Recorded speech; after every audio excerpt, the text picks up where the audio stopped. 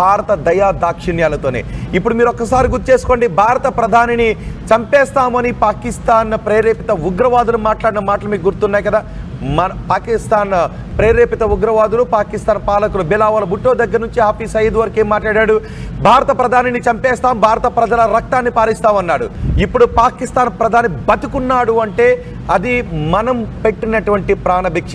పాకిస్తాన్ ప్రధానికి చావు కేకలంటే ఎలా ఉంటాయో, చావు అంచుల వరకు కూడా తీసుకెళ్లి పాకిస్తాన్ ప్రధానిని మనం వదిలేసాం భారత భూభాగంపై. నిజానికి వాళ్ళందరూ కూడా ఇప్పుడు 8 మిసైల్స్ను ప్రయోగించారు, కొన్ని డ్రోన్లను పంపించారు, F-16 యుద్ధ విమానాన్ని మన భూభాగంపైకి పంపించారు. మన సైనికుల రక్తానికి వాళ్ళు కళ చూడాలనుకున్నారు, మన ప్రజల రక్తాన్ని వాళ్ళు కళ చూడాలనుకున్నారు. కానీ భారతదేశం ఇచ్చినటువంటి ప్రాణభిక్షతోనే ఇప్పుడు పాకిస్తాన్ ప్రధాని బతికున్నాడు. ఇప్పుడు పాకిస్తాన్ ప్రధాని బంకర్లోకి పారిపోయి దాక్కున్నాడు. భారతదేశం ప్రయోగించినటువంటి మిసైల్తో మన INS విక్రాంత్ నుంచి పాకిస్తాన్ భూభాగం పైకి ప్రయోగించినటువంటి ఒక మిసైల్ శబ్దంతో చెవులు మూసుకొని ప్రాణభయంతో వణుకుతూ పాకిస్తాన్ ప్రధాని ఇప్పుడు బంకర్లోకి పారిపోయి అక్కడ ఊపిరి పీల్చుకొని బతుకుతూ ఉన్నాడు.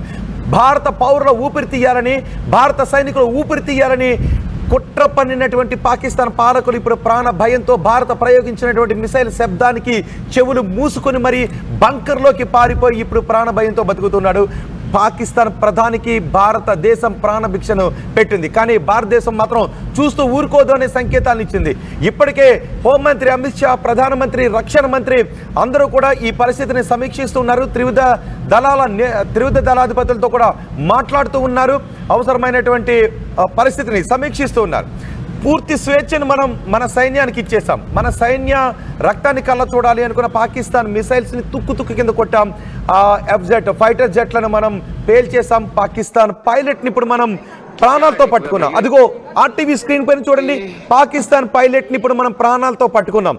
ఇవన్నీ మన దగ్గర ఇప్పుడు సాక్ష్యాలు ఉన్నాయి. పాకిస్తాన్ కేవలం మాటలతో మాత్రమే చెప్తూ ఉంది, మేము భారత సైనికుల పై దాడి చేసాం, భారత సైనిక పోస్టులను ధ్వంసం చేసాం అని పాకిస్తాన్ మాత్రమే చెప్తుంది. కానీ ఎటువంటి ఆధారం కూడా ఇదిగో అని చూపించట్లేదు. కానీ భారతదేశం చూపిస్తుంది, ఇదిగో పాకిస్తాన్ పైలట్ భారతదేశం దగ్గర ప్రాణాలతో పట్టుబడ్డాడు. పాకిస్తాన్ F-16 యుద్ధ విమానాన్ని మనం నేలకూరుస్తున్నటువంటి దృశ్యాలు. అంతేకాదు పాకిస్తాన్లో ఉన్నటువంటి మరికొన్ని ప్లేసెస్ను కూడా, ముఖ్యమైనటువంటి ప్లేసెస్ను కూడా మనం టార్గెట్ చేసుకున్నాం. కానీ ఇప్పటికీ మనం పౌరుల జోలికి మాత్రం వెళ్ళలేదు. పాకిస్తాన్ పౌరులకు మనం ఎటువంటి ప్రాణాపాయాన్ని మనం కలిగించలేదు.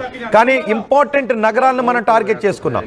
ఆ పాకిస్తాన్ వైపు నుంచి వచ్చిన మిసైల్స్ని డిఫీట్ చేసి, ధ్వంసం చేసి, పాకిస్తాన్లో ప్రధాన భూభాగాలను కొడితే వాళ్ళ ఇన్ఫ్రాస్ట్రక్చర్ ఇప్పుడు ధ్వంసం అయిపోయింది.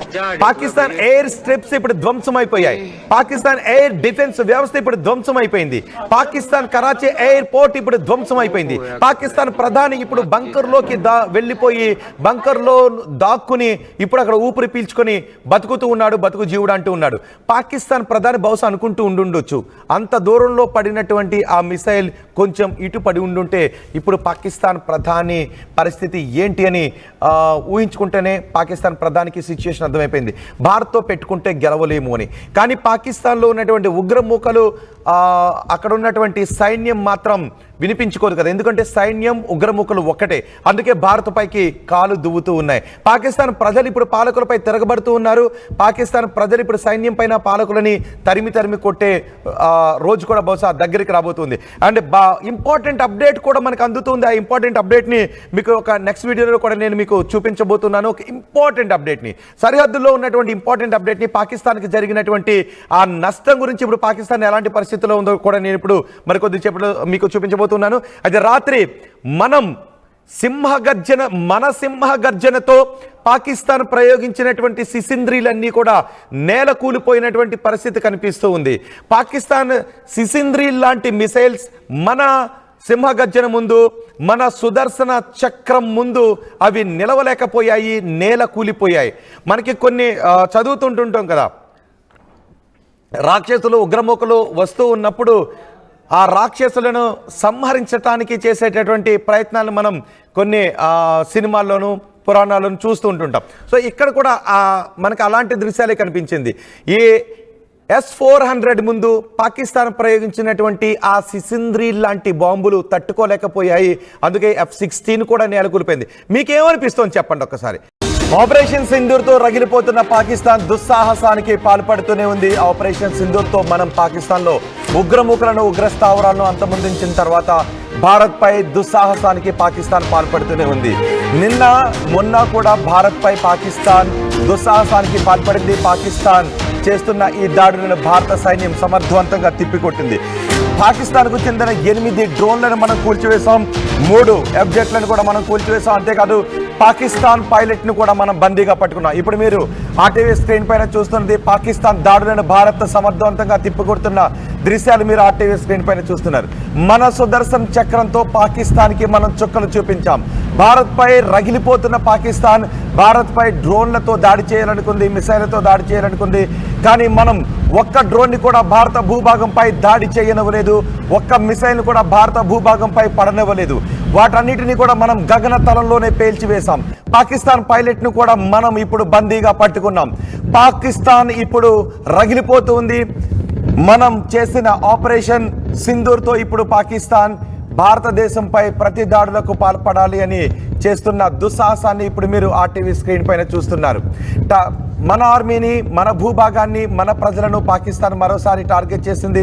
అయితే పాకిస్తాన్ ప్రయోగించిన ఈ డ్రోన్ని కూడా భారత భూభాగంపై మనం పడనివ్వలేదు.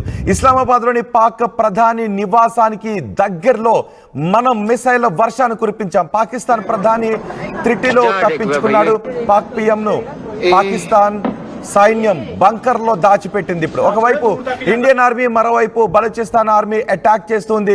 బలూచిస్తాన్ ఆర్మీ దాడిలో 14 మంది పాకిస్తాన్ ఆర్మీ కూడా సైనికులు కూడా చనిపోయారు. రంగంలోకి ఐఎన్ఎస్ విక్రాంత్ను కూడా రంగంలోకి దించాం. త్రివిధ దళాలు కూడా ఇప్పుడు పాకిస్తాన్కి చుక్కలు చూపెడుతున్నాయి. కరాచీ ఎయిర్పోర్ట్ను ఐఎన్ఎస్ విక్రాంత్ పేల్చివేసింది. ఇప్పుడు పాకిస్తాన్ ఒక పక్క పాకిస్తాన్ తిండి లేక ప్రజలు అలమటిస్తూ ఉన్నారు. ఇప్పుడు భారత్ తిప్పి కొడుతున్న ఈ దాడులతో, భారత్ తిప్పి కొడుతూ ఉండటంతో పాకిస్తాన్కి ఏం చేయాలో అర్థం కావడం లేదు. ఇప్పుడు పాకిస్తాన్ ప్రస్తుతం అయోమయంలో ఉంది. అందుకే విచ్చలవిడిగా భారతదేశం వైపు మిసైల్ వర్షాన్ని కురిపించాలి, డ్రోన్లను పంపించాలి, ఆత్మాహుతి డ్రోన్లను పంపించాలి అని పాకిస్తాన్ పన్నుతున్న కుయుక్తులను మనం సమర్థవంతంగా అడ్డుకున్నాం. అంతేకాదు మనం పాకిస్తాన్ వైపు ప్రయోగించిన మిసైల్ కూడా లక్ష్యాలను సమర్థవంతంగా చేరాయి. పాకిస్తాన్ ప్రధాని త్రిటిలో ప్రాణాపాయం నుంచి తప్పించుకున్నాడు. పాకిస్తాన్ ప్రధాని కూడా అక్కడి సైన్యం ఇప్పుడు బంకర్లో దాచిపెట్టాల్సిన పరిస్థితి ఏర్పడింది.